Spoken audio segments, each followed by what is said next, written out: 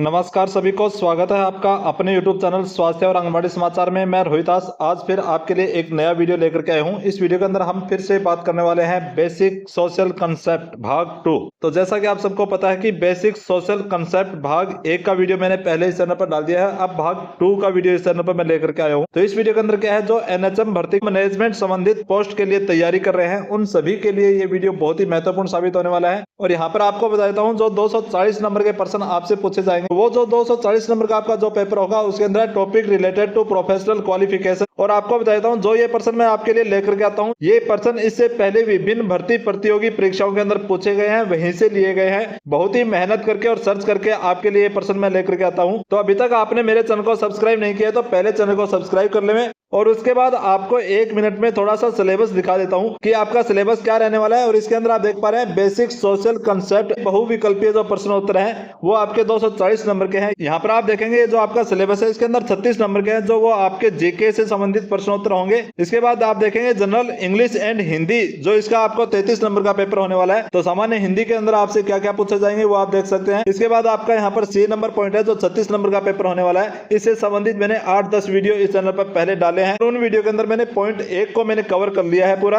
अब आगे point number 2 है Ayushman Bharat related health programmes, इससे संबंधित भी आपको आगे वीडियो मिलने वाले हैं। आगे इसके अंदर जो भी ये पॉइंट है इन सभी के बारे में मैं आपको बताऊंगा। ये सभी पॉइंट आपको नेक्स्ट वीडियो के अंदर मिलने वाले हैं। आगे है D number point reproductive and sexual health and maternal newborn and child health, MNCH से संबंधित है। ये सिलेबस भी मैं आपको इसी चैनल पर करवाने वाला हूं। Public health nutrition diet and nutrition से संबंधित जो 36 नंबर का पेपर आएगा, इससे संबंधित भी मेरे पास मोस्ट इंपोर्टेंट प्रश्न है, वो भी मैं आपको नेक्स्ट वीडियो के अंदर बताने वाला हूं। आगे देखेंगे आपका यहाँ पर है knowledge of computers. Knowledge of computers, इसकी तैयारी आपको अपने स्तर पर करनी है। इसकी वीडियो मैं नहीं लेकर के आऊंगा, ये तैयारी आप अपने स्तर पर कर लेंगे। इसके बाद देखेंगे topic related to professional qualification का जो आपका सिलेबस है, इससे संबंधित जो मैं अभी ये वीडियो लेकर के आ रहा हूँ, इसके अंदर आपका जो आ रहा है वो है basic social concept point number 1। और आगे देखेंगे ये पॉइंट सभी हैं, इन सभी के पॉइंट के ऊपर आपको मोस्ट इंपोर्टेंट प्रश्न मैं इस वीडियो के अंदर देने वाला हूं। इस सिलेबस के सभी पॉइंट्स पर आपके लिए बहुत ही मोस्ट इंपोर्टेंट जो प्रश्न है वो आपको मैं इस चैनल पर बताने वाला हूं। तो अभी तक आपने चैनल को सब्सक्राइब नहीं किया तो अभी चैनल को सब्सक्राइब करें, बेल आइकन ऑन जरूर कर लें, क्योंकि नेक्स्ट वीडियो जब भी आएगा तो आपको तुरंत एक नोटिफिकेशन, एक मैसेज के माध्यम से पता चल जाएगा कि इस चैनल पर नेक्स्ट वीडियो डाला जा चुका है। और मेरे द्वारा दी गई जानकारी आपको अच्छी लगती है तो वीडियो को लाइक करेंगे, अपने सभी साथियों के व्हाट्सएप ग्रुप में वीडियो को शेयर करेंगे। तो चलो देखते हैं आज इस वीडियो के अंदर आपके लिए पहला प्रश्न क्या रहने वाला है। तो जैसा कि आप यहाँ पर देख पा रहे हैं नंबर 1 से लेकर के, और ये सभी प्रश्न मैंने कल के वीडियो के अंदर आपको अच्छे से बताए थे। आपने यदि वो वीडियो अभी तक नहीं देखे हैं तो वो वीडियो जरूर देखें। तो अभी आप देखेंगे प्रश्न नंबर 21, जो मैंने पिछले वीडियो के अंदर आपसे पूछा था, सामाजिक नियंत्रण के अनौपचारिक साधन कौन से हैं। सामाजिक नियंत्रण के अनौपचारिक साधन कौन से हैं? ऑप्शन ए पुलिस, अदालत, परिवार, संविधान। तो इस प्रश्न का जवाब आपने पिछले वीडियो के कमेंट बॉक्स में लिखा होगा। तो अभी आप मिलान कीजिए, आपका सही आंसर यहाँ पर क्या होगा? आपका यहाँ पर सही आंसर होगा ऑप्शन सी परिवार।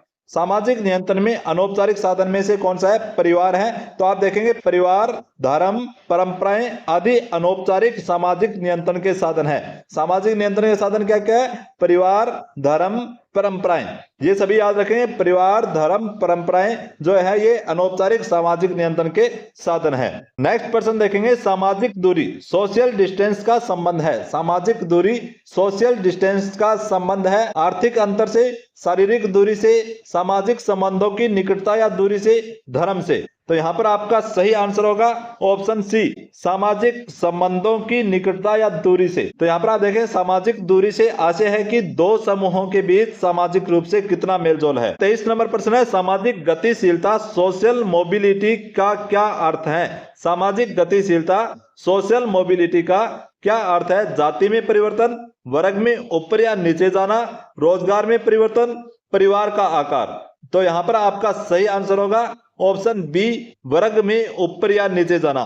तो आप इसको समझेंगे, सामाजिक गतिशीलता का तात्पर्य है व्यक्ति या समूह का सामाजिक स्थिति में परिवर्तन। व्यक्ति या समूह का सामाजिक स्थिति में परिवर्तन होता है तो वो सामाजिक गतिशीलता का अर्थ होता है। तो यहाँ पर आपका सही आंसर होगा वर्ग में ऊपर या नीचे जाना। प्रश्न नंबर 24 आपके लिए यहाँ पर है, रोल कॉन्फ्लिक्ट किस स्थिति को दर्शाता है? रोल कॉन्फ्लिक्ट किस स्थिति को दर्शाता है? समाज का एकीकरण, सामाजिक न्याय, दो भूमिकाओं के बीच टकराव, शिक्षा की समानता। सबसे पहले आप यहाँ पर समझेंगे कॉन्फ्लिक्ट का क्या अर्थ है। तो कॉन्फ्लिक्ट का अर्थ होता है टकराव, झगड़ा, लड़ाई, युद्ध, संघर्ष, विरोध, मत भिन्नता, प्रतिद्वंद्व, मेल न खाना, विरोध करना, में विरोध होना, प्रतिकूल होना, संघर्ष करना। तो ये कंप्लीट का अर्थ हो गया। तो यहाँ पर आप पूछेंगे रोल कंप्लीट किस स्थिति को दर्शाता है।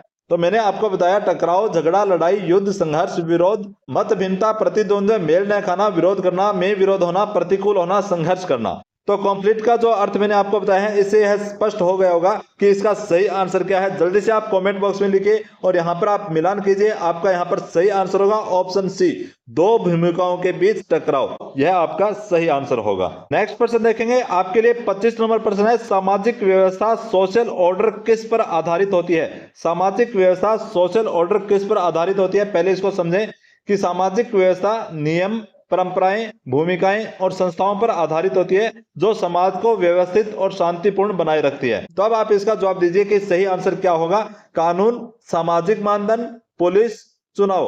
तो यहाँ पर आपका सही आंसर क्या होगा, जल्दी से आप कमेंट बॉक्स में लिखिए और मिलान कीजिए। आपका सही आंसर होगा ऑप्शन बी, सामाजिक मानदंड। ऑप्शन बी, सामाजिक मानदंड। सामाजिक व्यवस्था सोशल ऑर्डर किस पर आधारित होती है, सामाजिक मानदंड पर आधारित होती है। अब आप यहाँ पर देखेंगे नेक्स्ट प्रश्न 26 नंबर प्रश्न है, संविधान किस प्रकार का सामाजिक नियंत्रण है। संविधान किस प्रकार का सामाजिक नियंत्रण है।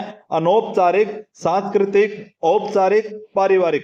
तो आप इसको समझेंगे, संविधान वह लिखित दस्तावेज है जो देश के नियम, कानून और नागरिकों के अधिकार व कर्तव्यों को निर्धारित करता है। यह सरकार और समाज के व्यवहार को नियंत्रित करता है, इसलिए यह औपचारिक नियंत्रण है क्योंकि यह कानूनी रूप से लागू होता है, इसका पालन अनिवार्य होता है। तो ये क्या हुआ, ये औपचारिक नियंत्रण है। तो यहाँ पर आपका सही आंसर होगा ऑप्शन सी, औपचारिक। अब 27 नंबर प्रश्न देखेंगे, जब व्यक्ति अपने समाज के मूल्यों को पूरी तरह अपना लेता है तो वह प्रक्रिया कहलाती है। जब व्यक्ति अपने समाज के मूल्यों को पूरी तरह अपना लेता है तो वह प्रक्रिया कहलाती है। सामाजिकरण, सामूहिकरण, संघर्ष, बहिष्कार। तो यहाँ पर आपका सही आंसर क्या होगा, आप कमेंट बॉक्स में लिखिए। तब तक आप इसको संक्षेप में आपको बता रहा हूँ, इसको समझिए। जब व्यक्ति अपने समाज के मूल्यों को पूरी तरह अपना लेता है तो यह प्रक्रिया सामाजिकरण, सोशलाइजेशन कहलाती है। इसकी संक्षिप्त व्याख्या आप देखेंगे, सामाजिकरण वह प्रक्रिया है जिसके द्वारा व्यक्ति समाज के नियम, मूल्य, भाषा, परंपराएं और व्यवहार सीखता है और इन्हें अपना लेता है ताकि वह समाज का सक्रिय सदस्य बन सके। तो अब आप बताइए यहाँ पर आपका सही आंसर क्या होगा। तो यहाँ पर आपका सही आंसर होगा ऑप्शन ए, सामाजिकरण। जब व्यक्ति अपने समाज के मूल्यों को पूरी तरह अपना लेता है तो वह प्रक्रिया कहलाती है सामाजिकरण। नेक्स्ट प्रश्न 28 नंबर प्रश्न देखेंगे, कौन सी संस्था प्राथमिक समूह नहीं है। कौन सी संस्था प्राथमिक समूह नहीं है। तो यहाँ पर आप देखेंगे परिवार, मित्र मंडली, स्कूल, पड़ोसी। जल्दी से कमेंट बॉक्स में लिखिए और अब आप इसको समझिए, यहाँ पर आपका सही आंसर क्या होगा। तो वह कौन सी संस्था है जो प्राथमिक समूह नहीं है। प्राथमिक समूह, प्राइमरी ग्रुप, वे समूह होते हैं जिसमें सदस्य आपसी निकटता, भावनात्मक संबंध और लंबे समय तक संपर्क में रहते हैं, जैसे परिवार, मित्र मंडली या पड़ोसी। तो स्कूल एक अनौपचारिक संस्था है जहां संबंध औपचारिक और उद्देश्य आधारित होते हैं, इसलिए यह प्राथमिक समूह नहीं है। तो यहाँ पर आपका सही आंसर होगा ऑप्शन सी, स्कूल।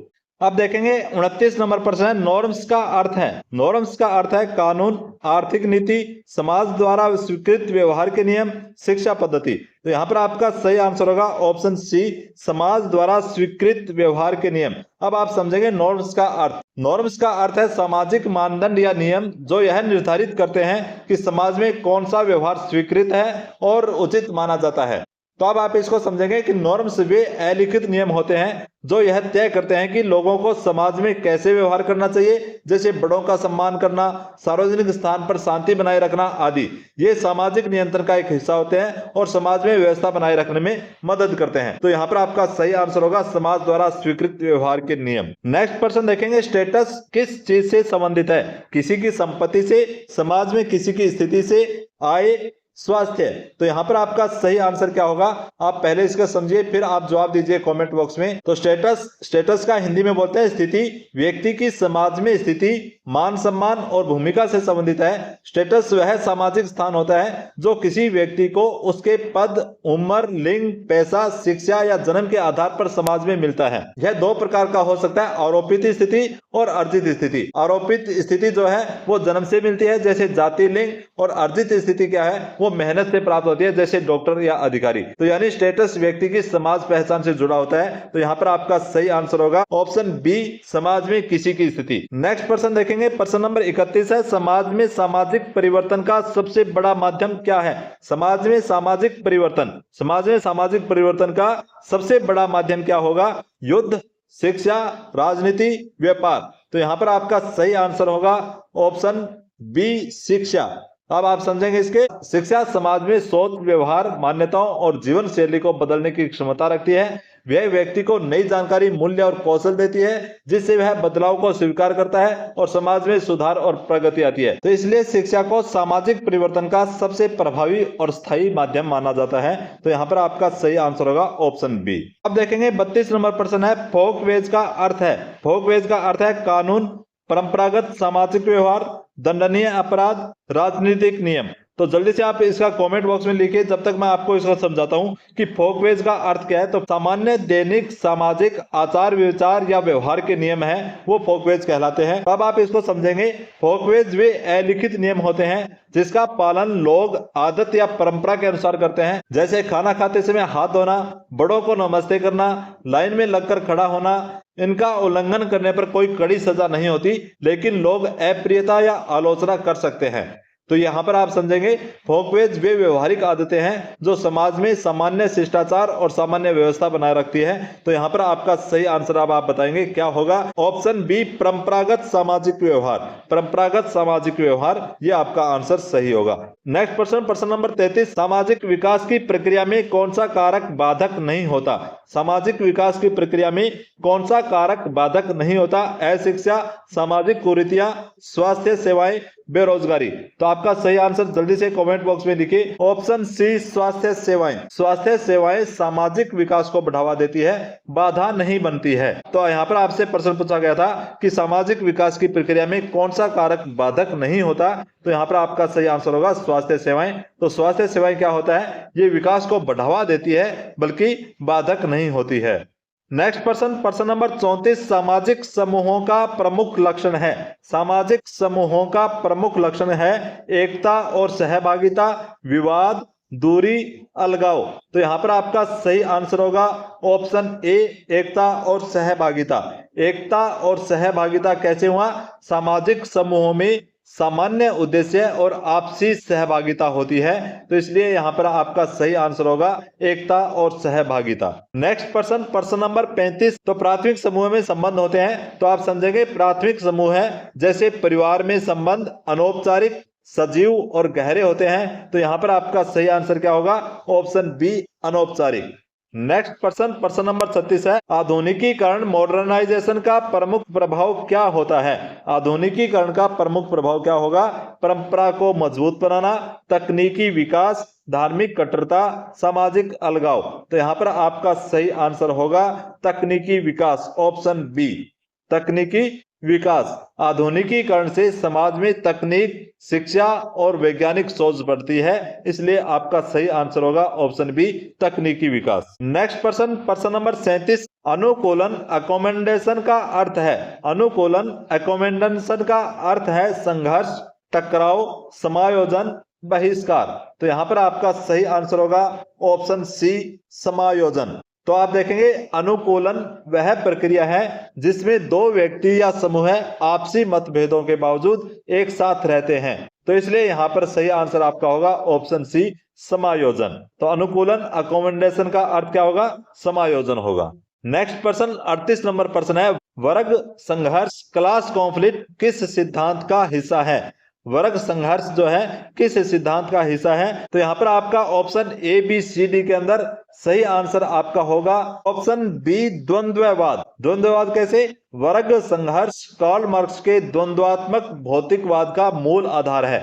मैंने आपसे पिछले वीडियो के अंदर यह प्रश्न पूछा था कि वर्ग संघर्ष कार्ल मार्क्स के द्वंद्वात्मक भौतिकवाद का मूल आधार है। तो आपका यहाँ पर सही आंसर ऑप्शन बी होगा, द्वंद्ववाद। तो ये प्रश्न आपके लिए मोस्ट इंपोर्टेंट प्रश्न है, अभी नोट कर लीजिए। मेरे हिसाब से यह प्रश्न आपसे परीक्षा में आवश्यक रूप से पूछा जाएगा। नेक्स्ट प्रश्न 39 नंबर प्रश्न है, मूल्य वैल्यू का संबंध है। मूल्य वैल्यू का संबंध है। Option A B C D के अंदर आपका सही आंसर होगा ऑप्शन बी नैतिक और आदर्शों से, नैतिकता और आदर्शों से। तो यहाँ पर मूल्य किसी समाज के नैतिक आधार और आदर्शों को दर्शाते हैं, इसलिए आपका सही आंसर होगा ऑप्शन बी नैतिकता और आदर्शों से। नेक्स्ट प्रश्न नंबर 40 है, जब कोई समूह है अपनी संस्कृति को बचाने के लिए बाहरी प्रभावों का विरोध करता है तो उसे क्या कहते हैं? Option A B C D के अंदर आप सही आंसर देखेंगे एकीकरण, सांस्कृतिक संघर्ष, अनुकूलन, सह अस्तित्व। तो यहाँ पर आपका सही आंसर होगा ऑप्शन बी सांस्कृतिक संघर्ष, ऑप्शन बी सांस्कृतिक संघर्ष। जब कोई समूह है अपनी संस्कृति को बचाने के लिए बाहरी प्रभावों का विरोध करता है तो उसे क्या कहते हैं? सांस्कृतिक संघर्ष कहते हैं। तो आप देखेंगे जब समूह है अपनी संस्कृति की रक्षा के लिए बाहरी संस्कृति का विरोध करता है तो यह सांस्कृतिक संघर्ष कहलाता है। तो आपका ऑप्शन बी सही होगा, सांस्कृतिक संघर्ष। आज के वीडियो का यह लास्ट प्रश्न है, इसका जवाब आपको अपने स्तर पर कमेंट बॉक्स में देना है। नेक्स्ट वीडियो में आपको इसका जवाब मिलेगा और नेक्स्ट वीडियो के अंदर ही आप इसका अपना आंसर मिलान करेंगे कि आपका आंसर सही क्या है। तो जल्दी से आप इसका आंसर कमेंट बॉक्स में लिखिए। समाज शास्त्र के जनक माने जाते हैं, समाज शास्त्र के जनक कौन माने जाते हैं? यह प्रश्न आपके लिए मोस्ट इंपोर्टेंट प्रश्न है, समाज शास्त्र से संबंधित है। तो समाज शास्त्र के जनक माने जाते हैं, कौन माने जाते हैं, आप कमेंट बॉक्स में लिखेंगे। तो मैंने इस वीडियो के अंदर जो प्रश्न बताए हैं मैंने अच्छे से आपको समझाने की कोशिश की है। और जब भी नेक्स्ट वीडियो इस चैनल पर डाला जाए और आप चाहते हैं कि आपके मोबाइल के अंदर एक मैसेज आ जाए तो अभी चैनल को सब्सक्राइब कर लेवें, बेल आइकन ऑन कर लेवें। इससे क्या होगा कि जब भी मैं नेक्स्ट वीडियो इस चैनल पर डालूंगा तो आपके मोबाइल के अंदर एक घंटी बजेगी कि आपके लिए नेक्स्ट वीडियो इस चैनल पर डाला जा चुका है। मिलते हैं नेक्स्ट वीडियो के अंदर 41 नंबर से आगे के प्रश्नों के साथ। तब तक सभी को जय हिंद, वंदे मातरम।